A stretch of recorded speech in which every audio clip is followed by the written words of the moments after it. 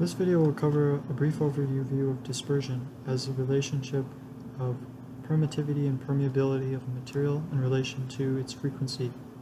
Change in permittivity and permeability occur due to the existence of dipoles. The dipoles are typically oriented along one direction within a material when an electric field or magnetic field is exerted on the surface, which are considered independently. On the left, we can see that a set of n electric dipoles oriented along a similar direction in an isotropic medium create a normalized polarization vector. On the right, we see that a normalized magnetization vector is created by the same arrangement of magnetic dipoles, where each magnetic dipole moment is given by the multiplication of I by the surface area vector, S. While the polarization vector or moment is equal to the charge density, Q, which is 1.6 times 10 to the negative 19 coulombs, times the distance between the positive and negative charges. This is assuming that both the electric and magnetic fields are held static and constant, though in most cases they are changing in magnitude and direction, which causes a change in the direction of the dipole moments, and also a change in the direction associated with a change in the direction of the dipoles. This is associated with an effect known as dispersion, which will be further investigated below. First, note the correction of these electric dipole moments. Now here, despite the change in the electric field and magnetic field directions, the dipoles take time to change direction as well, a time referred to as the relaxation time. Their displacement can be, say, modeled along the x direction and have a characteristic displacement velocity as the derivative of this displacement, correspondingly with an acceleration. Now each of the dipoles has an associated mass. Therefore, we can derive a differential equation using Newton's laws of motion, where we take into account the effects of net mass acceleration, damping, where gamma is the 1 over the relaxation time, and a spring response from an electric force along x. Although the electric field can take any variety of waveforms, we're going to choose a sinusoidal form to investigate this law of motion in terms of the time harmonics. Note that the spring constant in front of the displacement x is not to be confused with the wave number or wave vector. In the drude model, the displacement resistance is often neglected. Therefore, we do not experience a spring coefficient, just the damping coefficient and the electric force. With separation of terms, one can solve for the displacement as the following. Note how the damping coefficient, the gamma, came away from the previous expression. I've added back there. And here.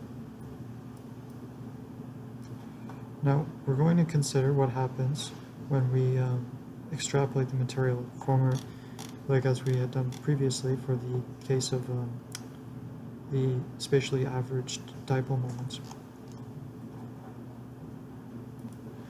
So noting again that the dipole moment is equal to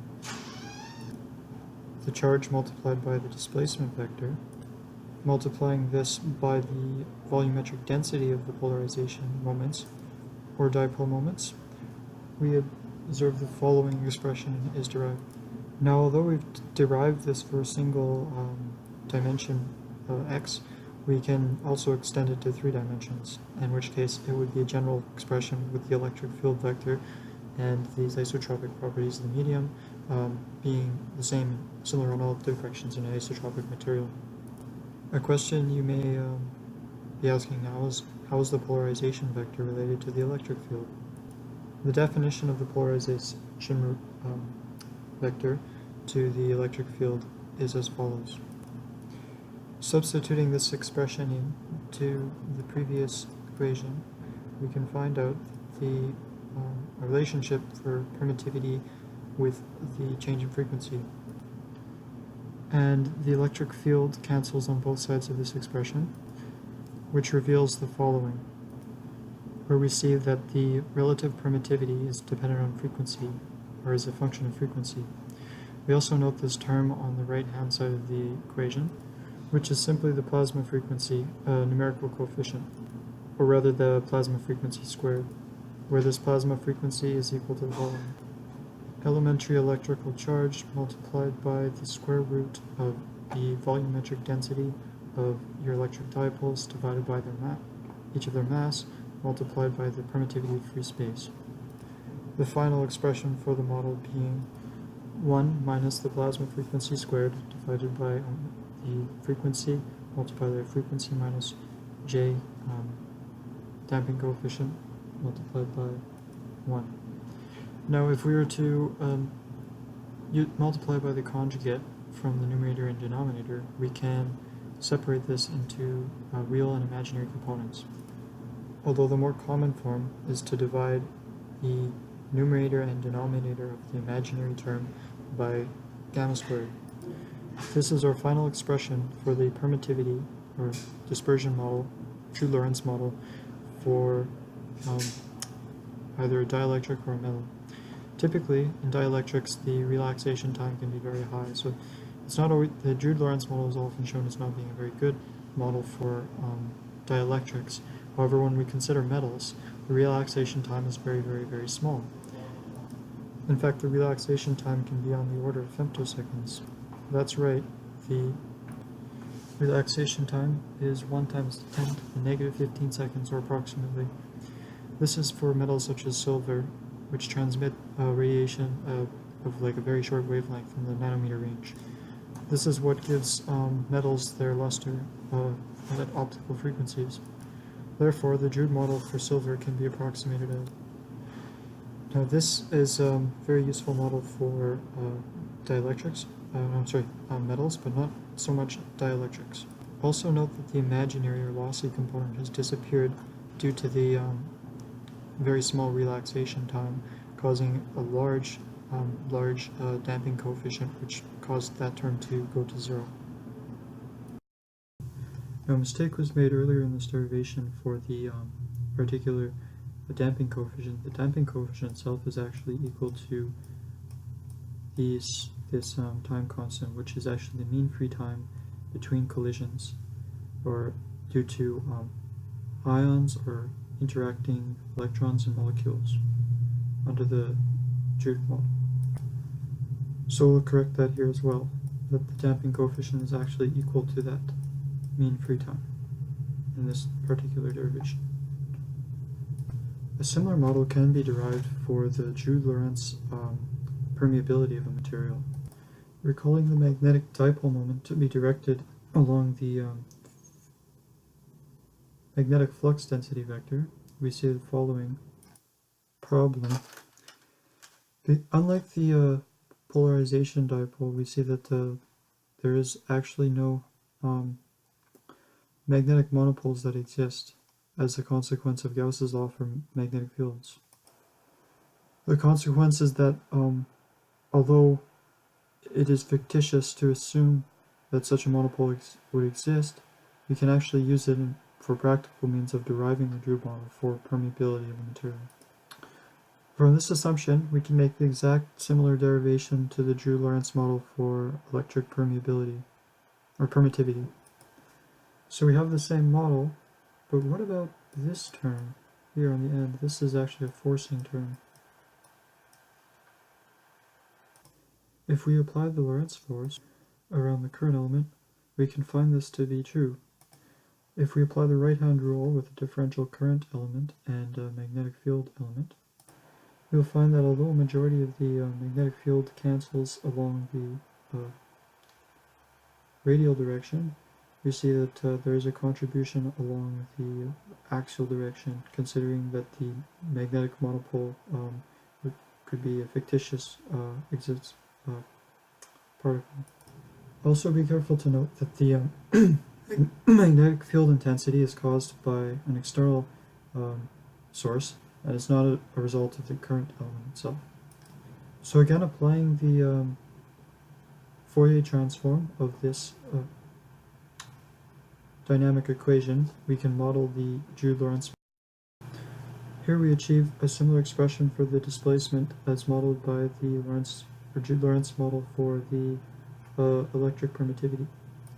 From the magnetization vector, we extrapolate this for the whole material, assuming an isotropic medium. Using the definition of the magnetization vector, we solve both sides of the previous equation, from which we derive the plasma frequency from the expression as we had done previously for the permittivity model.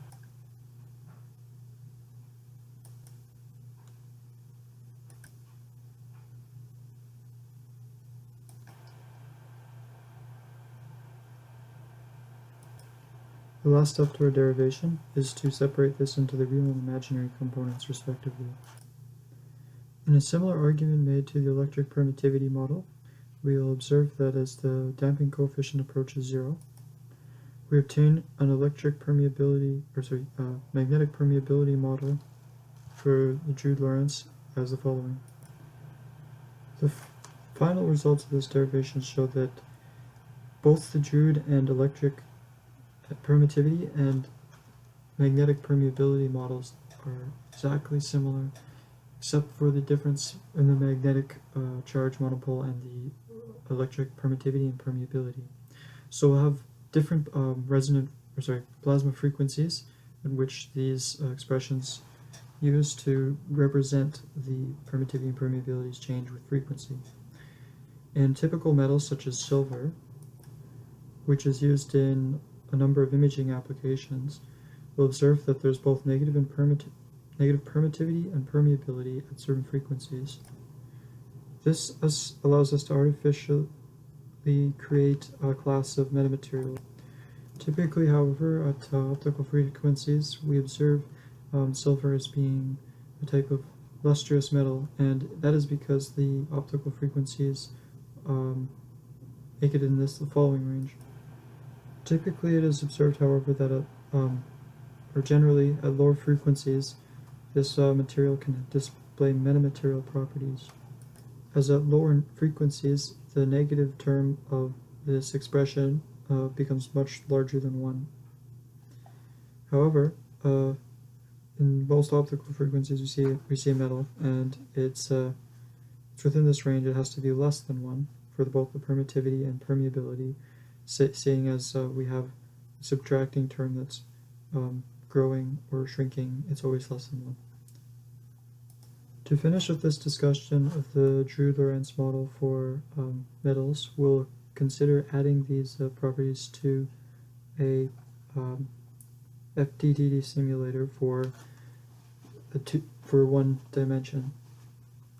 Consider the following E-grid. In this E-grid, we are drawing both the space and time axes, hence a two-dimensional representation for a one-dimensional spatially one-dimensional problem. We denote the electric and magnetic fields, setting them with a half-grid offset. Here we consider half-grid and half-grid averaged neighbors. Referring back to the Lorentz equation for the dispersion model, we observe that we can modify this expression as an equation in terms of velocity, dividing both sides of this equation by m and multiplying by the properties of the medium, or rather the extrinsic or the amount of charge in the system. We observe that we can deduce a relation between the current density and the electric field with simple multiplication and division of the right side of the equation by epsilon naught, or the permittivity of free space. The current density is given by the charge density of the charged particles multiplied by their velocity. From this, we deduce the time derivative or differential equation of the current density with respect to the electric field. This can be performed directly in 2 steps. Step 1, account for the half-grid offset and set the current density time derivative as equal to the changes in the spatially averaged current density plus the electric field multiplied by the term of the permittivity of free space and plasma frequency. Here note that the time derivative is represented as the difference between a full grid offset, so not a half grid offset but a full grid offset, while the non-derivative, so the spatially averaged component, is actually taken over two instances in time at the same point as the mean average of those two. Note for the electric field, however, we take the spatial average over one full grid space. So the difference between the current density and the electric field is that the current density is taking over one full grid for time, while the electric field is taking over one full grid for space. And each of those parts average. In the second step, we'll consider the equation above and then from the first step, and then we are going to add the grid spacing sizes of the time to the equation in order to show how it works in a program, an FDTD program. Here we see that the second equation is simply the first equation rearranged in a convenient form. It's considered practical at this stage to create two cofactors which can be used to amplify your electric field relative to these current densities. In the program, we'll consider current density factor 1 and current density factor 2. We then combine these two factors with the electric field to create a net current density, and we add this final expression for the current density in the x direction into the former code snippet for electric field. Here we see that the current density in the x direction is averaged over the moments or spatially averaged, and we also see that the electric field is modified by factor 1 and factor 2, which are representative of the electrical conductivity of the material, while this current density is representative of the current displacement or current density for the displacement field. So we need to consider both the current density from the electric displacement current density and the electric conductivity current density in the final expression if planning to implement a drude model. For more information on the conductivity factors for the electric field, there are other videos in this channel that describe the use of the FDTD simulator in more detail. Thank you for listening.